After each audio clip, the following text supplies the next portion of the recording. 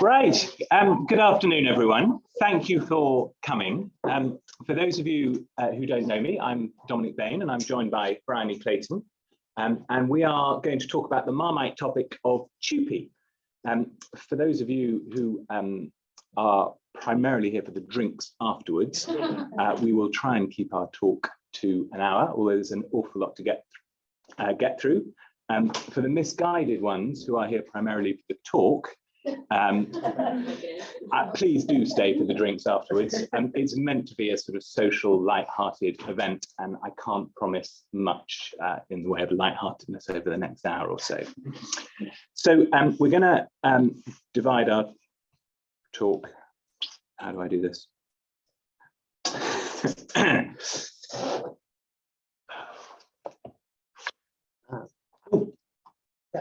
Right, we're going to divide our talk into 3 sections. So I'm going to spend probably about 25 minutes talking about the question of whether there's a transfer or not. And then Bryony's going to spend about half an hour talking about the consequences for individuals.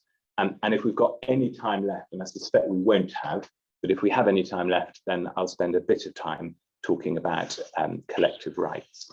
One of the advantages of having people in the room rather than on the end of a video link is that we can maybe be a bit more interactive than we've sort of got into the habit of being. So please feel free to ask questions as we go along. I think these things work much better as a conversation. And don't be surprised if I throw out your question every now and again, just to keep you on your toes. So starting with the question of whether there's a transfer, I think there are 3 broad questions to consider. So first of all, is there a business transfer, an old style transfer, for those who remember the days before the 2006 regulations? And that's obviously an EU concept, so that needs to be approached in a purposive way and applying the EU case law as it stood at the end of December 2020. Alternatively, or in addition, is there a service provision change? That is a UK concept. It's a classic example of UK gold plating of EU regulations, and because it's a UK concept, it needs to be approached in a common sense way, looking at the wording of the statute. Having said that, when it comes to the consequences of a transfer, so something that is common to both regimes, and rather than approaching them differently, it appears that it's the EU approach that prevails, because of course you don't need to know what sort of transfer there is, you just need to know that there was a transfer, and having decided that there's a transfer, it's important that there's one set of rules as to how it works. And the third question is, do any of the exceptions apply? And I don't think we've got time to go through those today, but I might just touch upon one of the exceptions, which is the public sector administration exception, if we've got time at the end. So turning then to business transfers, we don't see these all that often in the tribunal these days, so it's probably worth just reminding ourselves of the 2 main elements of the statutory test. So first of all, there needs to be a stable economic entity, and it needs to retain its identity in the hands of the transferee. What is a stable economic entity? Well, it's a bit like a camel. It's relatively easy to recognize, but it's not that easy to describe. And I think the best definition of it is still the definition in Cheeseman. So it needs to be sufficiently structured and autonomous, but it doesn't need to have significant assets, but it does need to be more than simply the carrying out of an activity. So if you think about it, an organized grouping of workers which has as its principal purpose the carrying out of a contract, that's something that some of you might recognize as being part of the service provision change definition, and that is by definition really an economic entity. The more difficult question, usually in business transfer cases, comes to when you're thinking about whether it's retained its identity. It doesn't need to stay the same, but it does need to be broadly recognizable. And the Spikers going concern test, which dates right back to 1985 when the directive first came in, seems to have served the test of time in terms of identifying the sorts of things that need to be considered when you're asking the question whether an entity has retained its identity, and I've set them out there, but it's probably better to look at some real life examples. Dodic is a case which involves a Slovenian bank, which decided to stop its investment activities, and the part of the bank which did those activities was an economic entity. It wrote to its customers, giving them an opportunity of moving to another stock market intermediary, but the customers were entitled to choose where they went. And so even though there was no transfer of goodwill or customer base, nevertheless, that was still capable of being a transfer. Graphy, I don't know if that's pronounced right, that involved a contract to provide public bus services, but because of changes in environmental standards, none of the old operator's buses, none of its depots, none of its workshops actually changed hands between transferor and transferee. And even though that was an asset-heavy undertaking, again, it was still capable of being a transfer. By contrast, in Valor, that was a local authority case where they decided to take a cleaning contract in-house, but they didn't take on any of the employees. The ECJ said definitively that an entity which is essentially based on manpower cannot be retained if the majority of its employees are not taken on by the alleged transferee. Because of course, in those circumstances, as the ECJ saw it, all that was being transferred was an activity, and an activity on its own itself isn't an undertaking. And of course, it's that lacuna that the service provision changes were designed to deal with when they were brought in the UK. What about temporary cessation? So one of the requirements of service provision changes, as we'll get on to, is for there to have been an organised grouping immediately before the transfer. And we'll have a look at how the EAT has approached that. But in an old style transfer and a business transfer, whether there's a gap is relevant, is one of the factors, one of the spiker factors that you consider, but it isn't necessarily determinative. So Kalina is a case that involved a contract to run a music school. It was terminated early. 5.5 months later, at the beginning of the new academic year, a new contractor was appointed, but that gap of 5.5 months didn't prevent there being a transfer from the old provider to the new provider. It's also quite an interesting case because it makes it clear that when you're looking at a transfer of assets, it's the use of the assets rather than the ownership of the assets that's important. So in Kalino, the musical instruments and the premises and the equipment were all owned by the school, not by the provider of the music lessons, but because their use transferred from the old provider to the new provider, that was enough for that to be a transfer. And then the final case I just wanted to look at in terms of business transfers is the case of Goverts, and it involved contract to clean the city of Ghent, which on retendering was divided into 3 separate geographical areas, and 2 of those areas were won by one contractor and one of them was won by another contractor. And the question was what should happen to Mrs. Goverts, whose role spanned all 3 contracts. And the first thing I think to notice about this case is the counterintuitive proposition that it is capable to have an entity that retains its identity even though it's been split between 2 different contractors.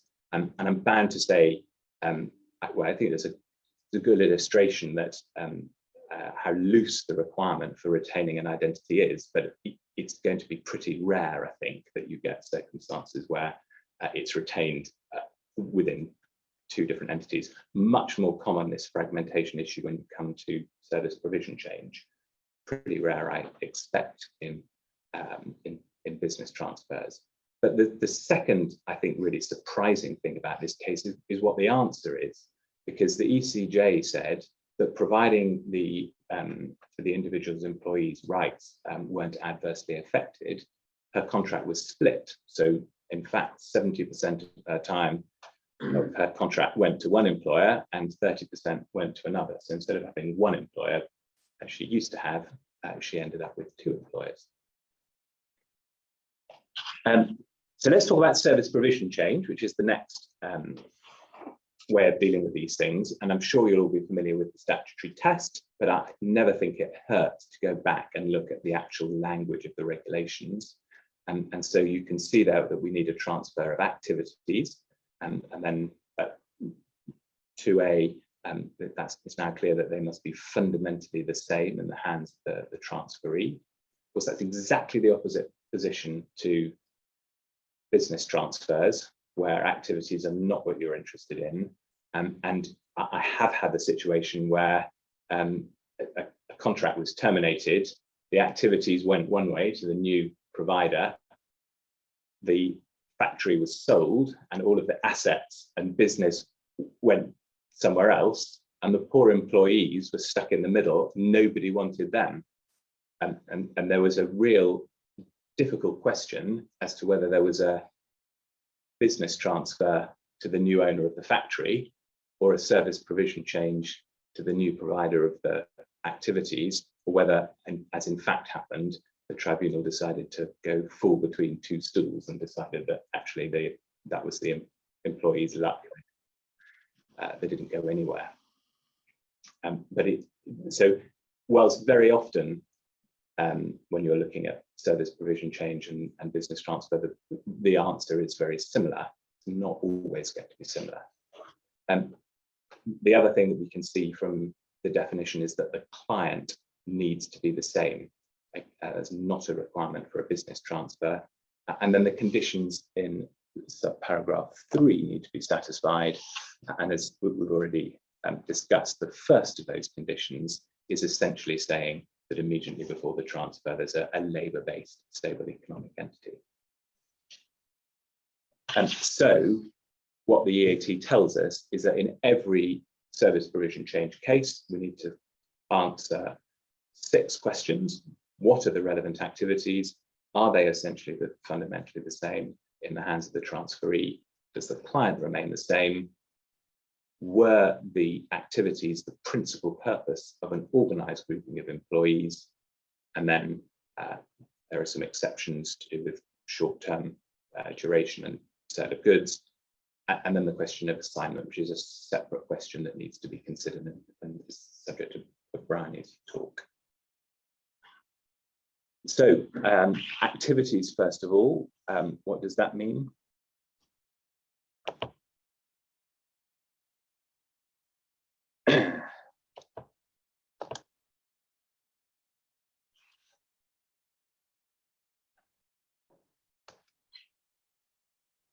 Sorry. Stunned silence. Oh, it's worked. And I'm only meant to be on this slide for about 10 seconds. So activities means, as you might expect, what is being done. It's the ordinary English meaning of the word, with the focus being on the nature of what is being done rather than on the purpose of what is being done. And as the EAT explained in the case of Bahi, when you're thinking about activities, you mustn't be too generalized. So you've got to get into particularities and to look at what is actually being done on the ground. But equally, you mustn't get bogged down in minor detail and lose sight of the wood for the trees. So what you instead you have to do is to steer a correct course between the twin dangers of overgeneralization and pedantry.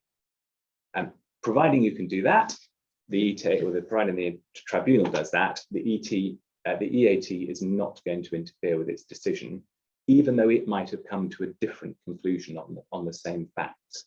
And that highlights one of the real problems, I think, with the TUPE regime, which is that as an employer in a marginal case, you just don't know very often if there is a transfer at all until it's too late. And in other jurisdictions, there is the facility to go to the court and to ask the court in advance the question. But obviously we don't have that here. And it's made worse by the fact that when you do get to the tribunal, there isn't necessarily one right answer. So different tribunals come in, Roger. I won't embarrass you. You're definitely not early, but that's quite all right. It's just lovely to see you at all, really. So I think it's made worse by the fact that when you get to a tribunal, there isn't a right answer, because different tribunals are permitted to come to different conclusions on the same facts. And once they've reached that conclusion, then it becomes a matter of law with sort of retroactive effect. So it makes it fantastically difficult and uncertain for employers, I think. And whilst the service provision changes rules were introduced to try and improve certainty, and in some respects they have improved certainty, in other areas they've just created more difficulties. So what about the relevance of contractual documents? The answer to that is that they might be relevant when you are thinking about, so when we talk about contractual documents and talk about contracts of employment, but I'm also talking about the actual contractual agreements between companies to provide the services. And they might well be relevant at determining what parties' intentions are, but they shouldn't distract from the focus, which is on what actually people are doing on the ground. So should we have a look at some worked examples? We're going to have some show of hands. I promised you I'd ask some questions, and now here it is. So you might know these cases already, in which case it'll be very easy for you. But OCS and Jones involved a loss-making bar deli facility in a factory, which was then replaced with a dried goods kiosk. So hands up those who think that that was the activities were fundamentally or essentially the same. Hands up those who think that they were different. And hands up people who aren't listening. You know, you've got to put you're advising your client. You've got to make a decision. So so who's for the same? Who's for fundamentally the same? And who thinks that they might be different? So in that case, they weren't different. So there were substantial differences, because what you're doing in a bar or deli facility, you're cooking the food, you're making the food, you're keeping it hot. All of those sorts of things are activities which are different to the activities involved in a dry goods kiosk. Just to let you know, somebody put their hand up on here, so they are listening. Oh, that is good. And also means they can hear us, which Yes. we should perhaps have tested first. Okay, so Nottingham and Hampshire, this is an NHS trust running a residential facility for adults with learning disabilities, where they're monitored on a 24/7 basis. They're moved into the community. Many of them still have carers living and caring with them, but the focus in the community is to try and get them to live independently. So what do we think? Who thinks that's the activities are fundamentally or essentially the same? And who thinks that they're different? So again, they were different. They were different not because of the change in location, but because of the change in ethos. And you might think that sits slightly uncomfortably with the proposition that you should be looking at what the activities were rather than what the purpose of the activities were. But it just goes to show, I think, frankly, the Employment Tribunal could have come to either decision in that case, and it would have been within the band of it would have been in whatever, steering between the twin evils of generalization and too specific, or whatever the language was. All right, so these are getting more and more borderline, I think. So enterprise management and Connect Up involved IT support to schools, and about 15% of the activity provided by the staff was a sort of optional full service provision that a very small proportion of the schools took up, less than 10% took up. Didn't offer that provision. So do we think that shortening the contract of about 15% of its worth was enough to make it different, or do you think that's essentially or fundamentally the same? So who's for fundamentally, essentially or fundamentally the same? See, I would have gone with that. but the EAT, the Employment Tribunal, didn't. They thought that 15%, that was enough to make it different. And then finally, and this is my favourite, is Campbell against Johnson, which involved a site coordinator whose job essentially was to book taxis for executives. So secretaries would ring him up and he would book the taxis, until somebody realized that that was all a bit of a waste of time, because secretaries are perfectly capable of booking their own taxis, and his contract was terminated. So do we think that those activities that he was doing, booking taxis, and then being transferred to the secretaries, do we think that those activities were essentially or fundamentally the same? Anybody? The same? Different? So I would have gone with the same. But again, the employment, according to the EAT, the Employment Tribunal was entitled to put emphasis on the centralized and coordinated nature of the activities, and to conclude that they were fundamentally different. So how you predict these sorts of things in advance, I think becomes very, very difficult. How are we doing for time? Probably speed up a bit. Press them until you press before.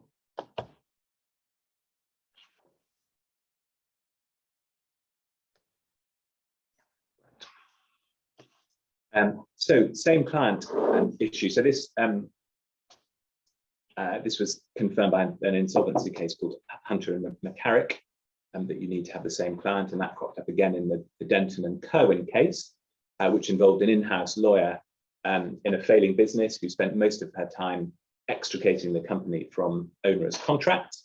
When administrators took over, of course, the administrators carried on that activity of extricating the business from onerous contracts, but because the administrators aren't agents of the company, it's a separate client, so there isn't any transfer. Similar situation in the D's.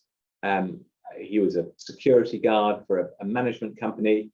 The property owner took the property in-house and provided their own security team. And because Mr. Nadiz couldn't show that the managing agent was the agent of the landlord, wasn't clear whether he was the agent of the landlord or the agent of, or whether the property had been let or a tenant or whatever. So there was a lacuna in the evidence. And because of that, he couldn't show that there was a same client. And so his case failed. And then finally, just whilst we're on this subject, the Duncan case doesn't necessarily, shows that you don't need just one client. So that involved a property management company managing properties on an estate which were owned by various different people. And Her Honour Judge Eadie said that because there was nothing in the regulations to rebut the presumption that the singular should be read as to include the plural, you can have a situation where you've got multiple clients and yeah, a transfer involving multiple clients. So really quickly, an organised grouping of individuals, that has to be the principal purpose. The principal purpose has to be the performing of the activities, and that was the problem in the Eddie Stobart case, because because of various timings of collections and deliveries at the particular depot, the staff on the night shift spent all of their time working for one particular client. When the client terminated their contract, the question was whether they transfer with them, and the answer is that they don't, because it was purely a matter of happenstance that they were working for that client. It hadn't been preordained, pre-organised, and Ladysmith came to broadly the same conclusion in Scotland at the same time in the Sewell case. But the principal purpose is not necessarily a static concept. So in Danshell, there was a large grouping of staff put together by an NHS trust to look after a single particularly challenging patient in a residential home. I think he needed something like 6-to-1 care. But over time, his needs reduced and the staff were able to help out and do other activities in the home. And by the time the patient moved to a private provider, Danshell, The EAT concluded, the Employment Tribunal concluded, and the EAT agreed that the principal purpose of the staff was no longer looking after him. It was broader than that. And so he didn't transfer, the staff didn't transfer to Danshell, and they remained in the NHS, which is where they wanted to remain. I mentioned earlier about temporary cessation. It is a requirement of the rules that the SPC rules that the organised grouping is in place immediately before the transfer. But as the EAT has pointed out in 2 cases, Inex and Mustafa, doesn't matter if the activities cease before then. On the facts of both of those cases, although the activities had ceased sometime previously, the organised grouping of employees still remained in existence, even though in the Inex case they'd all been laid off, and that was what was important. So that the EAT was effectively able to sidestep that with the requirement in those cases, but that won't always be possible. And then finally, I hope, on the subject of service provision changes, the vexed question of fragmentation. So Kimberley and Anchors are both cases which involve the provision of asylum seeker accommodation. In Kimberley, what happened was that the old contractor lost the government contract. It was split between 2 new providers, and the majority of the new provision was provided by Kimberley. And the EAT decided that in those circumstances, what should happen is that all of the staff should go to Kimberley, the new principal provider. In Anchors, the situation was slightly different because there were 3 new providers, all of whom got roughly the same share of the contract. And in those circumstances, there was no transfer at all. That was enough to avoid there being a transfer. Arch Initiatives involves a functional split. So there were different activities, and one activity went in one direction and one activity went in another direction. That's relatively straightforward because the EAT regarded as essentially 2 separate transfers. So you go where your activity is going. But in McTare, which is the most recent case and follows the Govitz case, which I referred to earlier, that was a retendering which split on geographical lines into 2 roughly equal teams. What the Employment Tribunal had done was to follow Kimberley as best it could and to try and allocate employees between the transferees, so they went to where the majority of their work had gone. But Lord Fairley said that actually you need to think again, because of Govitz, we need to make sure that there's a unified system and sent it back to the EAT to think about that again. I was going to talk about the public service exception, but I think I might just hand you over to Bryony, unless anybody is mad to hear about it. No, good. Well, it's all there. Well, it's not all there, but there's a little summary of it in the presentation, and I'm presuming that we're going to send out, looking for Sharon, we'll send it out. So if you've got a case that, particularly a case that involves CCGs or integrated care boards, as they are now, the public sector, public administrative functions exception is worth thinking about. Cabinet Office says you still need to behave as if there's a duty transfer, but if you get it wrong and you end up in the tribunal, I have had a case for Capsticks, in fact, where it has saved our bacon. So with that, I will pass over to Annie. Okay. So I'm going to deal with who transfers and the individual rights on transfer. So the first issue to think about is when is the transfer, and fixing the time of the relevant transfer is crucial because it's that point in time that is used to determine whether employees were in employment and assigned to the transferred undertaking for the purposes of Regulation 4. And as is set out on the slide, only the contracts of employment of those employees and not employees who were no longer employed at the relevant date automatically transfer. And the time of the transfer also fixes the terms of the contracts of employment, the rights, powers, duties and liabilities that are inherited by the transferee, which we'll come on to look at. Just looking at the Celtec decision that's on the slides, in that case, the European Court scrutinised the meaning of the words "the date of transfer" in the context of Article 3.1 of the old Acquired Rights Directive. That provision, which is now to be found in Article 3.1 of the current directive, forms the foundation on which Regulation 4.1 and 2 are based. And the ECJ said the date of the transfer is the date on which the responsibility as employer for carrying on the business of the undertaking moves from the transferor to the transferee. And that date is a particular point in time that can't be postponed to another date at the will of either the transferor or the transferee. So the contracts of employment or employment relationships existing on the date of the transfer are deemed to be handed over at that date, regardless of whatever else the parties might have agreed. And that is, of course, subject to the right to object by individual employees.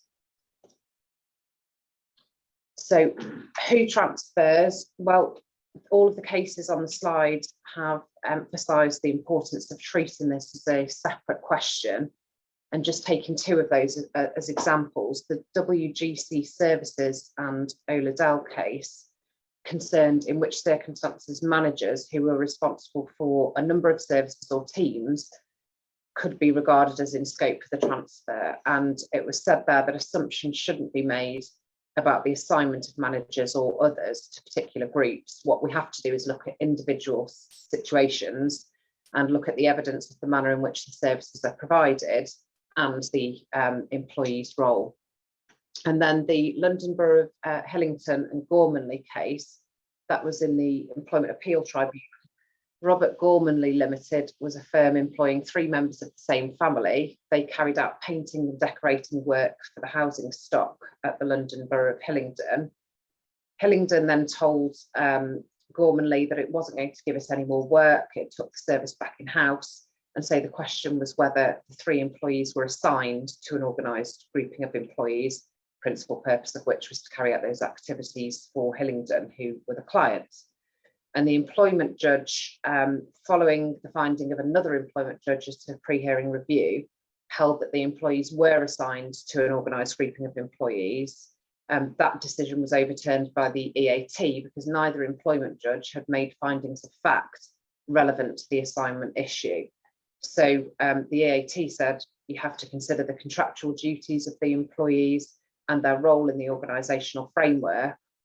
And in the present case, neither employment judge had considered the organisational framework. So because the claimants could be called to perform other duties, duties other than for Hillingdon under their contracts of employment.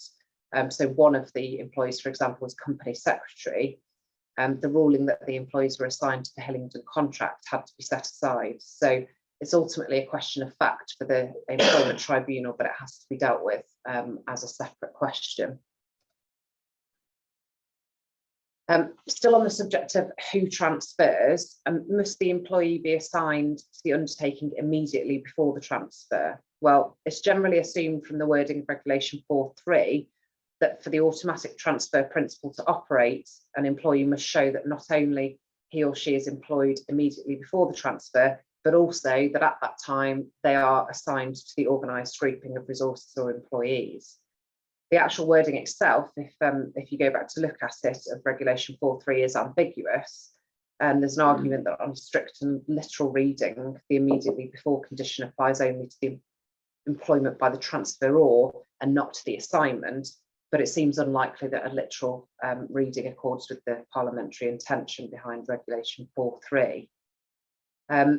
There are cases in which the AT, when considering the issue of assignment, has decided the matter by determining the position of employees immediately before the transfer. And so one of those was the WGC case that I've referred to earlier.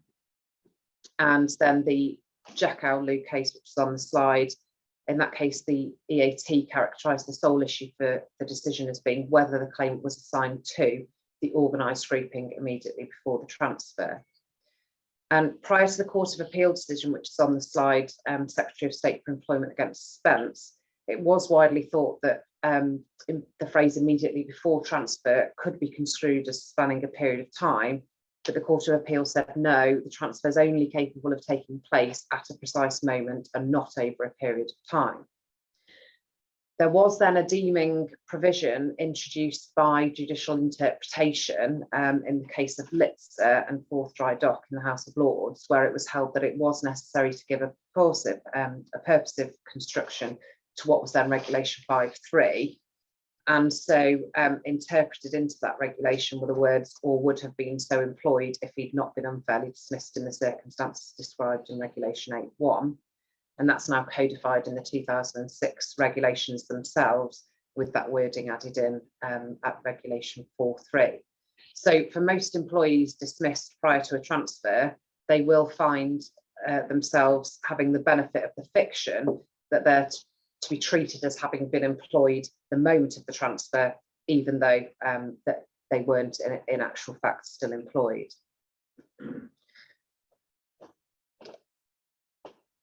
So looking at what transfers, so the statutory wording is set out on the slides.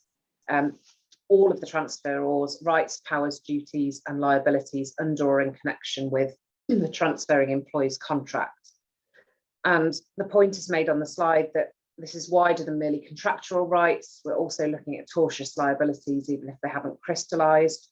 And the case of Baker and British Gas involved the High Court confirming that an employee who suffered injury after a transfer, but as a result of a negligent act or omission by the previous employer, they were entitled to damages. And in that case, it was an electrocution leading to a cardiac arrest and severe brain injury. So no doubt a fairly expensive claim.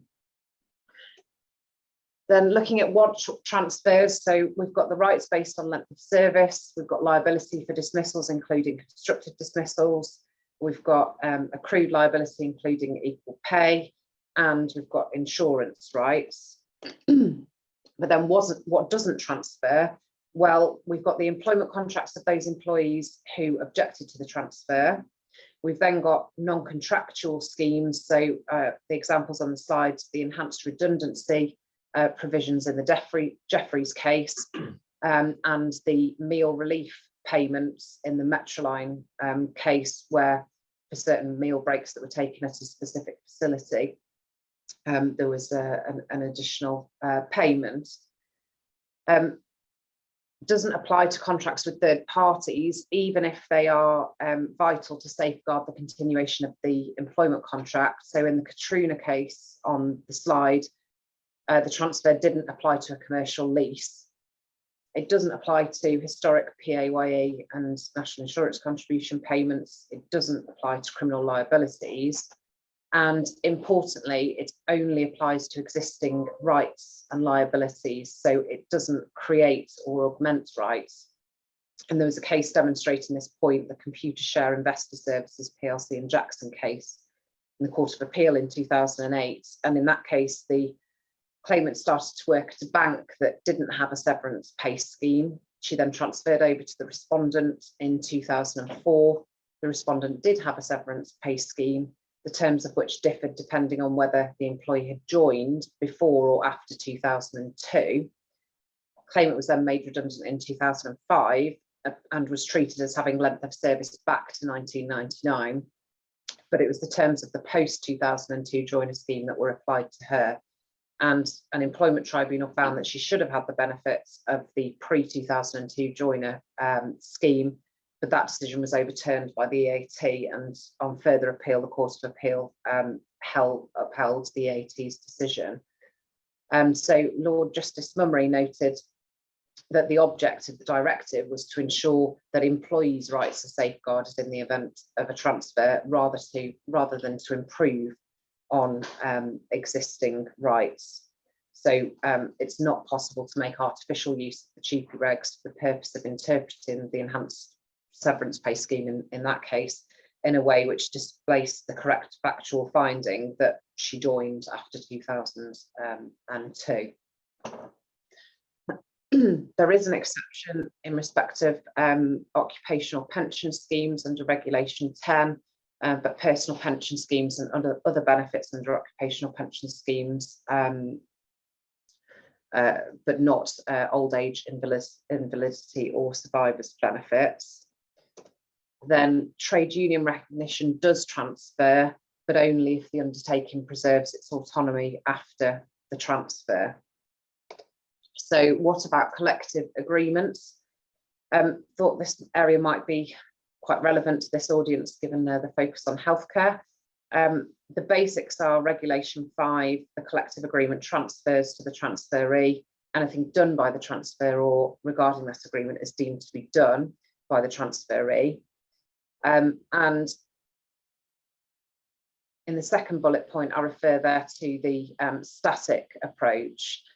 The European Court in the Alimo Heron case had to consider the debate about whether clauses in the employment contracts allowing for collective agreements to determine pay and conditions, whether they transferred under the Acquired Rights Directive or under TUPE to a transferee, where that transferee was not a party to the collective bargaining machinery.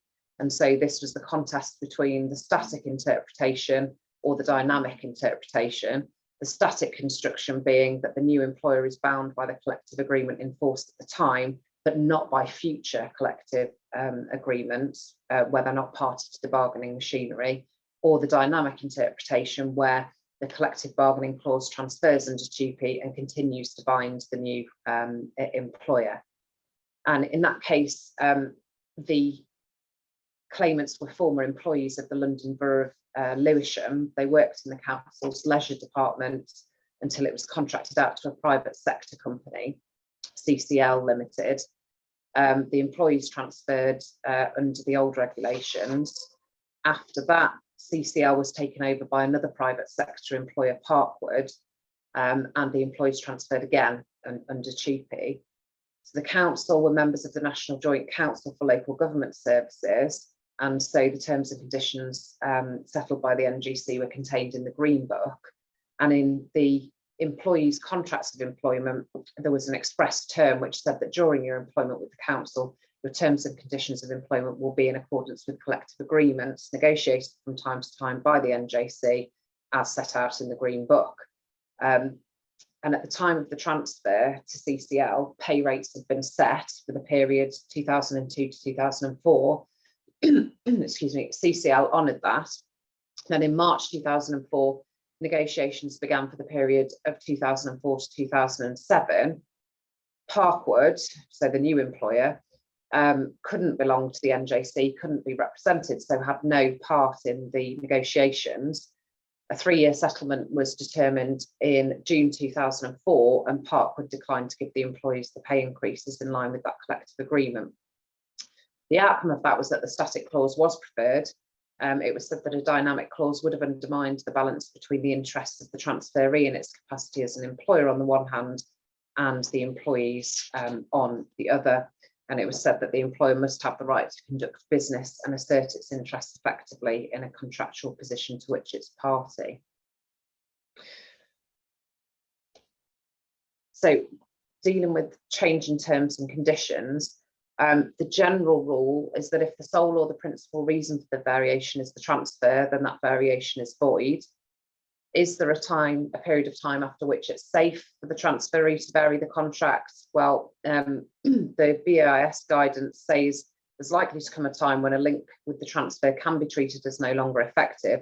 However, this must be assessed in light of all the circumstances of the individual case and will vary from case to case. There's no rule of thumb. So it's very fact specific. A particular example is the case of Smith and trustees of Brooklands College. In that case, the employees who were teaching assistants were employed on unusual employment terms. They were full-time employee, paid as full-time employees, but only worked part-time. And there was a transfer under TUPE to Brooklands. Afterwards, Brooklands realised that the terms were out of step with the rest of the sector, and it sought to bring the contract into line about 2.5 years later. The employees claimed the variation in pay was ineffective due to the restrictions in 2P, notwithstanding that they reluctantly agreed to it. And they said, but for the 2P transfer, the variation wouldn't have taken place. But the AAT said that's not the test. The question was, what was the reason for the change? What caused the employer to do it? And the judge had correctly had regard to what was in the employer's mind, which was the need to correct an obvious error in pay. And also what was relevant was the distance between the transfer and the variation. So because it wasn't the sole or principal reason for the change was effective. And that doesn't prevent a variation for ETO reasons entailing changes in the workforce, but more on that in a moment. Then what about beneficial changes? Well, in the Regent's Security Services and Power case, that was decided under the old regulations concerning an employee whose contractual retirement age of 60 was changed by agreement to 65 for a reason connected with the relevant transfer. The employer sought to impose the retirement at age 60 on the grounds that the change to 65 was void, and so the normal retirement age was still 60. And the EAT held there was no reason of public policy, as reflected in the directive, why the employee should be barred from relying upon the contractual amendment, increasing the contractual retirement age, because it seemed to the AT it would be inconsistent with the aim of protecting the workforce to refuse them benefits contractually conferred on them by the transferee employer. Just conscious of time, I'm just going to briefly deal with ETO reasons. So the BEIS guidance is set out on the slide there, the definition of each. So if it's an economic reason, it has to relate to the profitability or market performance. If it's technical, then it would usually relate to the nature of the equipment or production processes, and organisational would relate to management or organisational structures. What then does entailing changes to the workforce encompass? Well, there's no amplification of this in the statute, but it probably covers the location within the meaning of section 139. So where the employer ceases or intends to cease to carry on business in the place where the employee was so employed, the number of employees and the functions performed by the employees. But in practice, it seems that this is fairly narrowly construed and only really applies where the affected individuals would be redundant, but for the agreed changes to the contract.